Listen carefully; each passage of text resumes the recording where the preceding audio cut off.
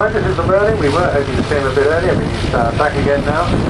Another one out of the overall stable from Mr. Western. And of course, formerly known as the EH101.